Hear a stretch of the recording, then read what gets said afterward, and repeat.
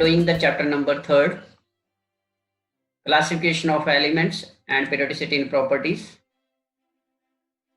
And in this chapter, we have already completed the maximum portion, that is periodic trends in properties we are doing, and in which we have already covered the trends in physical properties of atomic and ionic radii, ionization enthalpy, and electron gain enthalpy.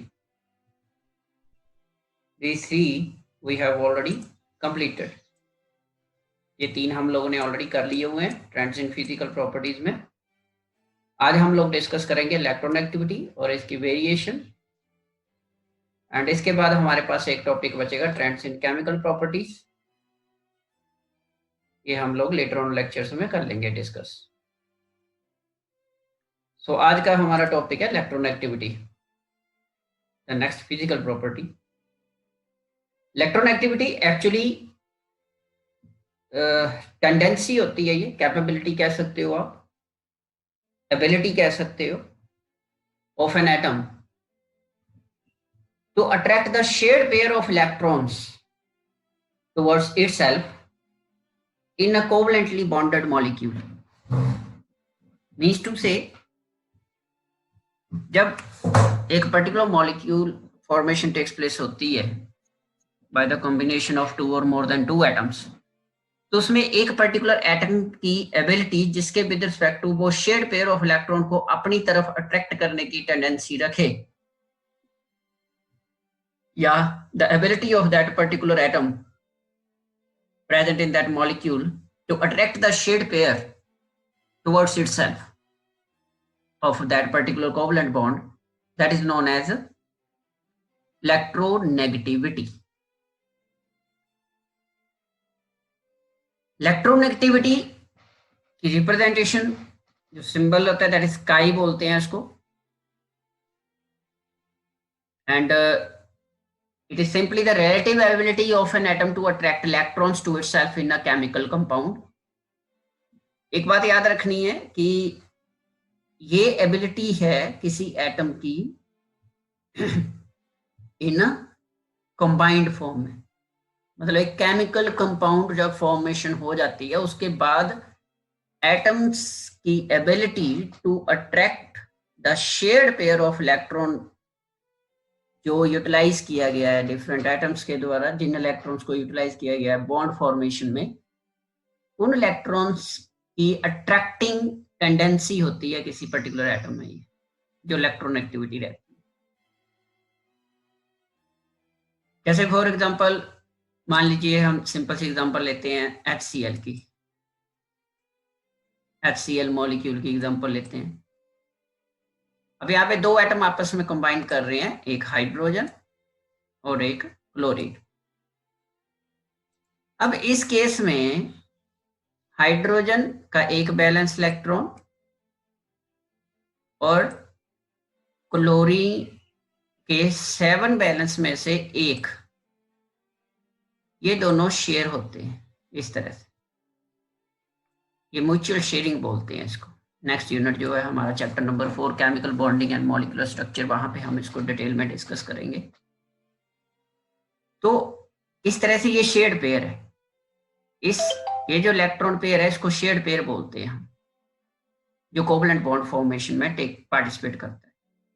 अब इस shared pair को attract करने की tendency जो होगी of hydrogen या chlorine की, उसको उस पर्टिकुलर एटम की इलेक्ट्रोनेगेटिविटी बोली जाती. जैसे यहां पे हाइड्रोजन क्लोराइड में क्लोरीन जो है इसकी ज्यादा एबिलिटी रहती है to attract this shared pair of electron towards itself. Means bond form तो हो जाएगा, लेकिन उसमें क्या होगा कि जो इलेक्ट्रॉन क्लाउड होगा वो ज्यादा क्लोरीन के ऊपर प्रेजेंट रहेगा. ऐसे क्लोरीन की तरफ ज्यादा इलेक्ट्रॉन क्लाउड होगा, हाइड्रोजन की तरफ कम होगा, जिसकी वजह से हाइड्रोजन लिटिल बिट अपने आप को इलेक्ट्रॉन डेफिशिएंट महसूस करेगा और इसके ऊपर एक पार्शियल पॉजिटिव चार्ज प्रेजेंट हो जाएगा, क्योंकि इसके जो इलेक्ट्रॉन्स हैं वो अवे फ्रॉम इट है. दूसरा जो एटम है वो इसके इलेक्ट्रॉन को अपनी तरफ लेकर चला गया है, कहने का मतलब ये है। और क्लोरीन के ऊपर क्योंकि इलेक्ट्रॉन डेंसिटी जो है वो बढ़ जाएगी, because it has the greater ability to attract the shared pair, तो इसके ऊपर पार्शियल नेगेटिव चार्ज आ जाएगा। पार्शियल याद रखना है, पार्शियल होता है, परमानेंट नहीं होता है, पार्शियल। तो इस केस में क्लोरीन की इलेक्ट्रॉनेगेटिविटी ज्यादा हो और हाइड्रोजन की कम है। तो ये वो टेंडेंसी, एबिलिटी, कैपेबिलिटी, कुछ भी बोल सकते हो आप, by which a particular atom present in a covalently bonded molecule attract the shared pair of electrons. Shared pair means the electron which form the covalent bond simply. Attract the shared pair of electron towards itself. That ability is known as electronegativity. ये capability होती है, capability होती है, tendency होती है किसी atom की, याद रखना।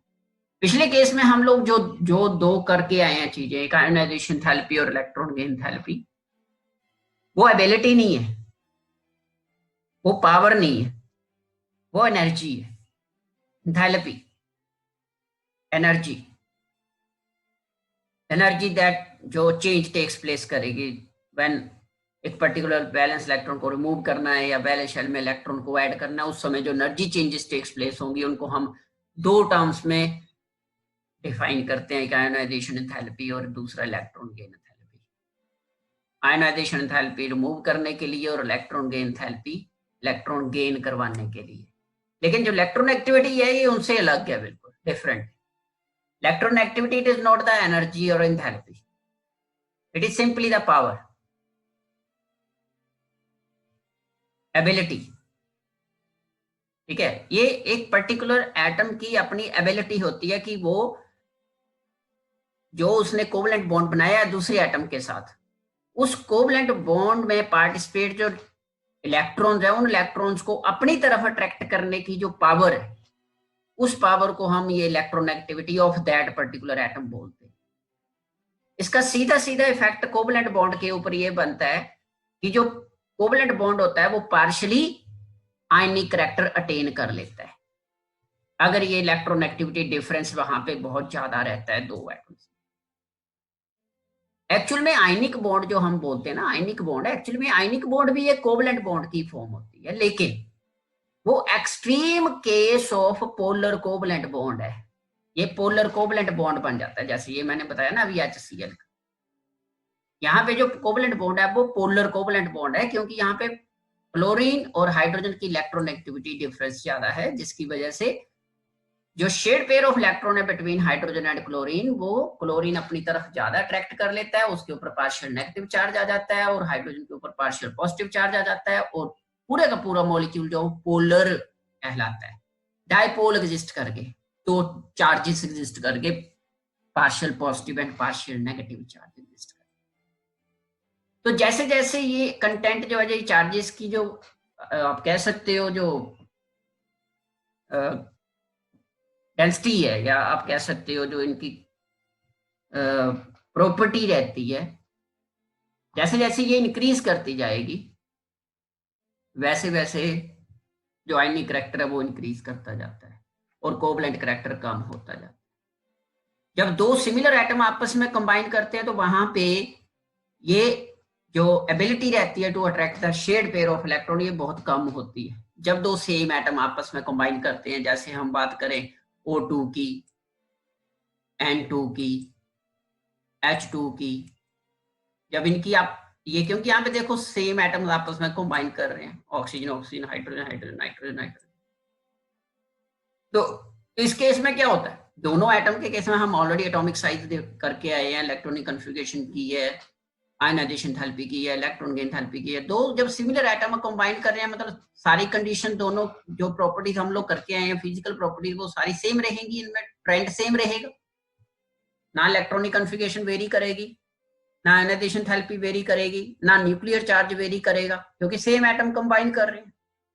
तो उस केस में क्या होता है कि जो इलेक्ट्रोनेगेटिविटी डिफरेंस रहता है वो ऑलमोस्ट नील के बराबर रहता है, नाम मात्र के बराबर। तो इसलिए ये वाले मॉलिक्यूल प्योरली कोवलेंट कहलाते हैं, क्योंकि यहाँ पे जो शेयर्ड पेयर है that never get shifted towards either of the combining atom, वो किसी भी एटम की तरफ शिफ्ट नहीं होता उसके। लेकिन जब दो different atoms of different element आपस में कंबाइन करते हैं तो वहां पे अब क्योंकि न्यूक्लियर चार्ज अलग अलग हो गया, दोनों कंबाइनिंग एटम्स का न्यूक्लियर चार्ज अलग होगा, इफेक्टिव न्यूक्लियर चार्ज अलग अलग एक्ट करेगा, साइज अलग होगा, डिफरेंस होगा। तो उसी वजह से ये जो एबिलिटी हम लोग डिस्कस कर रहे हैं इलेक्ट्रोनेगेटिविटी, ये डिफरेंस हो जाएगी उस केस में। और जैसे इलेक्ट्रोनेगेटिविटी डिफरेंस क्रिएट होगा उसी समय क्या होगा कि डिस्प्लेसमेंट ऑफ इलेक्ट्रॉन क्लाउड, जो शेयर्ड पेयर ऑफ इलेक्ट्रॉन है उसकी डिस्प्लेसमेंट हो जाएगी, किसकी तरफ होगी? Towards more electronegative atom, means with the atom present in the molecule which have higher electronegativity, which have the higher ability to attract the shared pair of electron of covalent bond towards itself। इस तरह से हम लोग इसको define करते हैं। जैसे ये बताया हुआ है, if atom bonded together have same electronegativity, the shared electron will be equally shared रहेंगे। if the electron of bond are more attracted to one of the atoms because it is more electronegative, the electron will be unequally shared रहेंगे। मतलब electron cloud जो है वो एक particular atom के ऊपर shift कर जाएगा और दूसरे एटम जो होगा वो एक तरह से इलेक्ट्रॉन डेफिशिएंट बन जाएगा उस केस में, या इलेक्ट्रॉन डेफिशिएंट स्पीशी की तरह एक्ट करेगा, क्योंकि इलेक्ट्रॉन क्लाउड जो है वो उससे अवे चला गया, दूर चला गया उससे। So if the difference in electron activity is large enough, the electron will not be shared at all। अगर मान लो जैसे मैं बताया गया था कि बहुत ज्यादा डिफरेंस क्रिएट हो गया तो उस केस में अब इलेक्ट्रॉन शेयरिंग नहीं होगी। The more electronegative atom will take them resulting in two ion then ionic bond. जैसे कि मैंने बोला ना कि आयनिक बॉन्ड जो होता है वो एक्सट्रीम केस है पोलर कोवलेंट बॉन्ड। तो जब जैसे जैसे इलेक्ट्रॉन एक्टिविटी बढ़ती जाएगी वो जो displacement of shared pair of electron है वो इंक्रीज करती जाएगी, वो और ज्यादा डिस्प्लेस करता जाएगा। जब इलेक्ट्रॉन एक्टिविटी डिफरेंस बहुत ज्यादा बढ़ जाएगा, जैसे फॉर एग्जांपल सोडियम और क्लोरीन की बात करें, NaCl की बात करें, NaCl की, तो यहाँ पे तो एक तरह से ऐसी मतलब कंडीशन राइज हो जाती है कि अपीयरेंस ऐसा होती है कि क्लोरीन जो है वो सोडियम के इलेक्ट्रॉन को ले गया, उसने डिटैच ही कर दिया उसको, सोडियम ने अपना इलेक्ट्रॉन लूज ही कर दिया। बट अगर वैसे देखा जाए तो उस केस में शेयरिंग हुई, स्टार्टिंग में तो शेयरिंग हुई, लेकिन इलेक्ट्रॉन एक्टिविटी डिफरेंस इतना ज्यादा था कि सारे का सारा इलेक्ट्रॉन क्लाउड जो है वो क्लोरीन लेकर साइड पे हो गया। ठीक है, तो वहां पे जो कोवलेंट करैक्टर है वो बिल्कुल नलीफाई हो गया, मतलब नेग्लिजिबल रह गया, लेकिन आयनिक करैक्टर बढ़ गया उस केस में, आयन बन गए वहां पे।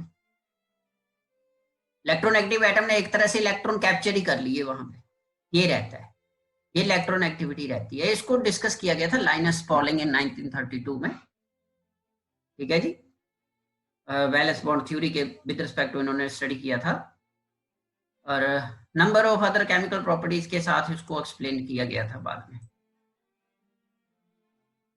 बाकी इसको डायरेक्टली मेजर नहीं किया जा सकता, कैलकुलेट किया जा सकता है फॉर अदर एटॉमिक और मॉलिक्यूलर प्रॉपर्टीज के साथ, डिफरेंट मेथड्स ऑप्ट किए गए थे।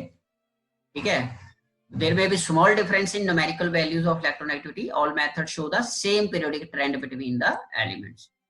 वैल्यूज मैग्नीट्यूड डिफरेंट हो सकते हैं, थोड़ी बहुत वेरिएशन कर सकती हैं, लेकिन जो रेगुलर ट्रेंड रहता है वो सेम रहता है। तो ये था आपके पास the difference in electron activity between A and B. मान लीजिए आपके पास दो एटम्स हैं जो आपस में कंबाइन करके मॉलिक्यूल बना रहे हैं, तो उस केस में जो इलेक्ट्रॉन एक्टिविटी डिफरेंस रहेगा between atom A and B that can be given as chi a minus chi b is equal to ev raised to power minus half। ये मीन्स टू से आपका square root of 1 by ev होता है ये एक तरह से, then square root ed ab minus ed aa plus ed bb over 2। यहाँ पे ये जो टर्म्स है ed, ये बॉन्ड डिसोसिएशन थैलेपी है, बॉन्ड डिसोसिएशन थैलेपी। ठीक है जी, energy required to break the bond present between two atoms. A B means A और बी एटम में जो बॉन्ड है उसको ब्रेक करने के लिए जो एनर्जी चाहिए, ए एटम बी एटम्स, इस तरह से। ठीक है जी। और EV is the electron volt factor, that is energy in electron volt. क्या आप बोल सकते हो यहाँ पे, being included to sure dimensionless result हमारे पास आएगा। ठीक है जी, क्योंकि एबिलिटी है, कोई एनर्जी नहीं है ये, तो जो रिजल्ट आएगा हमारे पास वो एक तरह से डायमेंशन लेस रिजल्ट आएगा, पावर जो आएगी। इस तरह से हम मैथमेटिकली ये आपका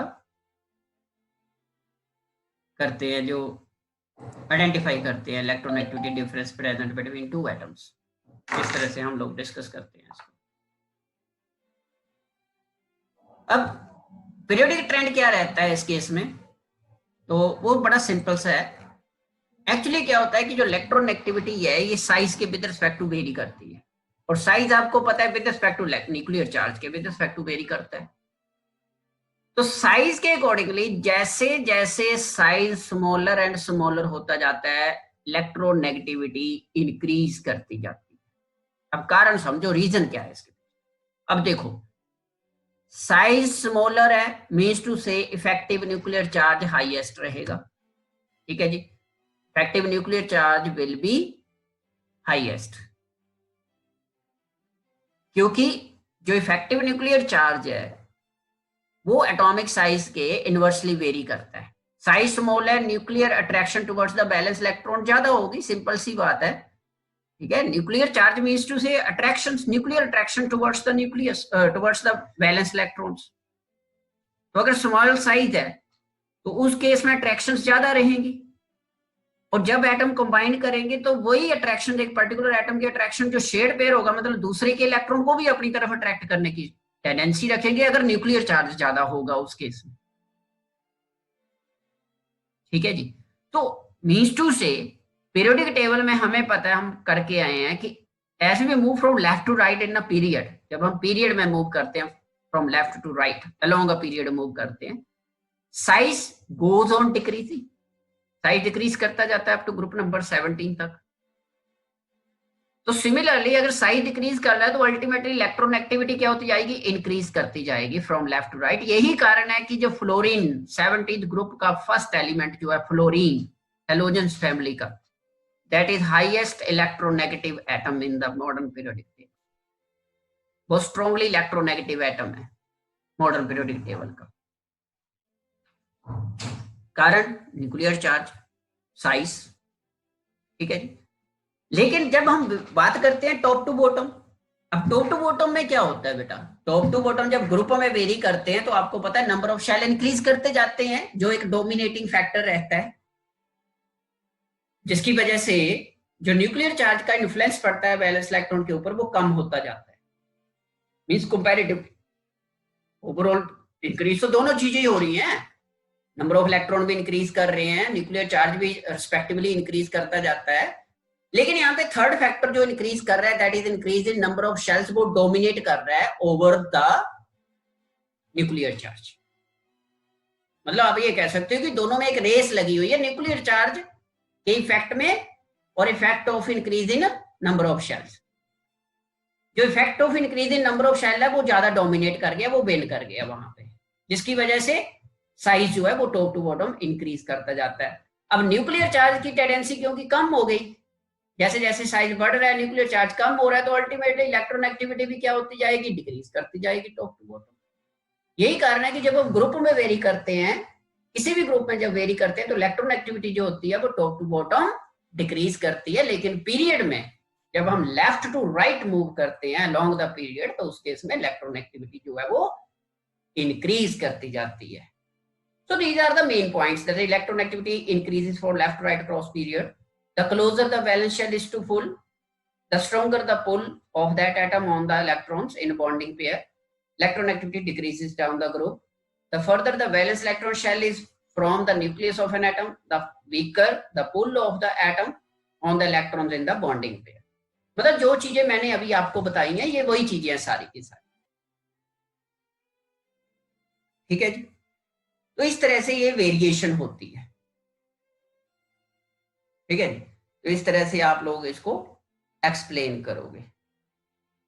नॉन मेटालिक एलिमेंट्स के केस में, जो नॉन मेटालिक एलिमेंट आपको पता है कहां पे होते हैं, जब हम एक्सट्रीम राइट साइड के ऊपर पहुंचते हैं, पी ब्लॉक एलिमेंट्स जो होते हैं उनमें मैक्सिमम नंबर ऑफ एलिमेंट जो रहते हैं वो नॉन मेटालिक एलिमेंट्स रहते हैं, specially group number 17, group number 16। तो उस केस में इलेक्ट्रॉन एक्टिविटी मैक्सिमम रहती है। They have the maximum tendency to gain the electron as compared to other S block और D block elements. तो आप यहां से ये भी एक रिजल्ट निकाल सकते हो, इन्फ्लुएंस जो आप कह सकते हो कि निकलता है कि नॉन मेटालिक करैक्टर के विद रिस्पेक्ट टू जब हम वेरी करते हैं, नॉन मेटालिक करैक्टर किसके ऊपर वेरी करता है? आयनाइजेशन एंथैल्पी के ऊपर। अगर आयनाइजेशन एंथैल्पी हाई है इट मींस टू से नॉन मेटालिक करैक्टर ग्रेटर है और मेटालिक करैक्टर कम हो गया। आयनाइजेशन एंथैल्पी, मेटालिक करैक्टर, ठीक है, और इलेक्ट्रॉन एक्टिविटी ये एक ही सीक्वेंस में चलते हैं एक तरह से। देखो आयनाइजेशन एंथैल्पी हाई है, मेटालिक करैक्टर उतना कम हो जाएगा। अगर मेटालिक करैक्टर कम हो रहा है मतलब tendency to gain the electron maximum हो जाएगी, मतलब इलेक्ट्रॉन एक्टिविटी मैक्सिमम हो गई उसकी, and hence the electron gain enthalpy becomes more negative हो जाएगी। तो आप इस तरह से ये वेरिएशन चलती है बेटा जी, ठीक है जी। ये इंटरडिपेंडेंट प्रॉपर्टीज होती हैं, अगर एक प्रॉपर्टी इफेक्ट हो रही है तो बाकी सारी चेंज हो जाएगी, कोई कांस्टेंट नहीं रहेगी वहां पे। इस तरह से वेरिएशन होती है।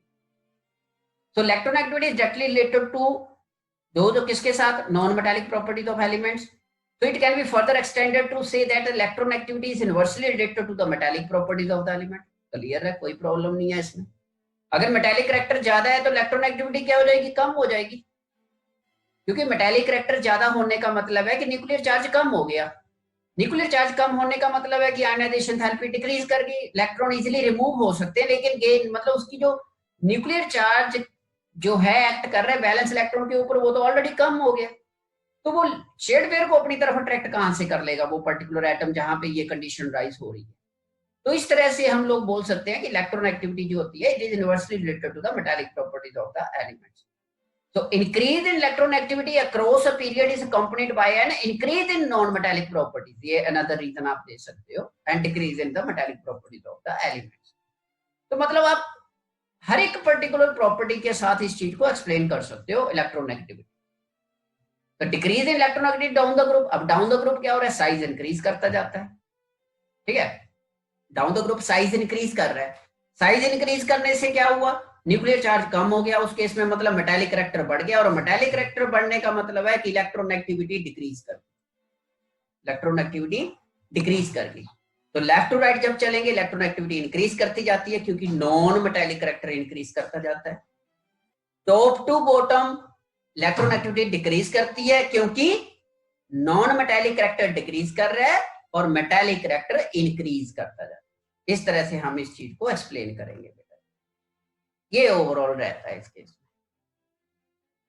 लेफ्ट टू राइट चलेंगे इलेक्ट्रॉन एक्टिविटी इंक्रीज करती जाएगी, ठीक है। टॉप टू बॉटम चलेंगे डिक्रीज करेगी, लेकिन नीचे से ऊपर की तरफ आएंगे तो इंक्रीज करेगी। इस तरह से हम, बाकी ये स्केल्स हैं, ठीक है। ये जस्ट एक एड अप के लिए दिए गए हैं आपको, इनको एक बार आपने रिवाइज कर लेना है, मतलब पढ़ लेना थोड़ा सा, कहीं ना कहीं आपके काम आ जाएंगे ये। सिलेबस में बात करें तो वो हमारे पास ये सिलेबस इलेक्ट्रॉन एक्टिविटी स्केल्स वगैरह नहीं है, हमने सिर्फ वेरिएशंस वगैरह डिस्कस कर दिए। ये डिफरेंट थे, पॉलिंग स्केल था, मुलिकन स्केल था, सैंड्रोन स्केल था, अल्फ्रेड एंड रोको स्केल थे। Means to find the electron activity difference, simply ये थे ये। तो ये डिफरेंट साइंटिस्ट ने दिए थे, उनकी डिसएडवांटेज यही थी पर्टिकुलर केस में, तो फिर ये अलग अलग मेथडोलॉजीज थे to find the electron activity difference. तो आपने इनको एक बार गेट थ्रू कर लेना, ये मैथमेटिकल सा है सारा, इसमें कोई समझने वाली बात कोई नहीं है, ठीक है। जिससे मैथमेटिकल फॉर्मुलेशन टाइप है, ये सिलेबस में नहीं है, लेकिन जो बच्चे कॉम्पिटिटिव वगैरह की प्रेपरेशन करते हैं उनके लिए थोड़े बहुत यूजफुल रहते हैं, क्योंकि वहाँ पे 1 मार्क में क्वेश्चन ये बन सकता है, तो इसलिए मैंने ऐड अप कर दिया नोट्स में, अदरवाइज कोई जरूरत नहीं है। बस मुलिकन वाला जो हमने पहले ही डिस्कस किया ये वाला है आपके वहाँ एनसीईआरटी में, बाकी के करने की जरूरत नहीं है, कर भी सकते हो, कोई ज्यादा इशू वाली बात नहीं। तो ये आपकी समरी रहती है इस केस में मॉडर्न पीरियोडिक ट्रेंड्स की, जितने भी आप लोगों ने किए। Number of shells left to right, number of electron shell remain the same, top to bottom number of shells increase करते जाते हैं, electron shell increase by 1, balance electron increase करता जाता है, लेफ्ट टू राइट जब हम चलते हैं एक एक इंक्रीज करता जाता है, लेकिन टॉप टू बॉटम जब ग्रुप में चलते हैं तो बैलेंस इलेक्ट्रॉन सेम रहते हैं, इलेक्ट्रोनेगेटिविटी अभी हमने की है, लेफ्ट राइट इंक्रीज करती है, टॉप टू बॉटम डिक्रीज करती है। Ionisation therapy we have already covered, left right increase कर रही है, टॉप टू बॉटम डिक्रीज कर रही है। Electron affinity also left right increases and top to bottom decreases. तो इस तरह से ये ओवरऑल समरी टाइप आ जाता है एक का, ठीक है जी। और इन अदर मेथड आप में आप ये भी इस तरह से भी एक्सप्लेन कर सकते हो, ionisation therapy, magnitude of electron affinity and electronegativity, तीनों की तीनों चीजें लेफ्ट राइट जो है वो इंक्रीज करती हैं, ठीक। जो एटॉमिक साइज होता है वो लेफ्ट राइट डिक्रीज करता है, ठीक है जी। जब हम लोग टॉप टू बॉटम की बात करते हैं तो एरो आप शो कर देख रहे हो, जब नीचे से ऊपर मतलब बॉटम टू टॉप जा रहे हैं तो ionisation therapy, energy, magnitude of electron affinity, electronegativity सारी चीजें इंक्रीज करेंगी, क्योंकि टॉप टू बॉटम जो है वो साइज इंक्रीज करता जाता है, ठीक है जी। अब जैसे मर्जी इनको एक्सप्लेन कर रहे हो, अनदर वे के साथ आप इस तरह से भी एक्सप्लेन कर सकते हो। यहाँ पे ये पूरी समरी इस तरह से आ जाती है, ionisation therapy, electron affinity, atomic number, non metallic properties, electronegativity. इसी तरह से डायगोनली अगर देखें तो non metallic character increases, metallic character decreases, ठीक है। और टॉप टू बॉटम चलें तो ये प्रॉपर्टी सारी की सारी, ठीक है, मेटालिक प्रॉपर्टीज, एटॉमिक रेडियस, ये सारे आपके पास जो भी आपको इजी लगता है उसको आपने मेमोराइज करने में मेमोराइज करना है आपने इस चीज को। एक्सप्लेनेशन का खास ध्यान रखना कैसे कैसे हम लोग कर सकते हैं। So this is all about the periodic trends in physical properties. याद रखना है हम लोगों ने क्या खत्म किया है, फिजिकल प्रॉपर्टीज वाला कंसेप्ट जो है ये आपका कंप्लीट हो गया है। नेक्स्ट लेक्चर में हम अब करेंगे ट्रेंड्स इन केमिकल प्रॉपर्टीज, ये आपका लास्ट टॉपिक रहेगा, ठीक है बेटा जी। तो एक बार पूरे का एक दोबारा से इसको गेट थ्रू कर लेना है, थोरोली एक बार दोबारा से लर्न कर लेना, एक बार रीड आउट कर लेना, ओके बेटा।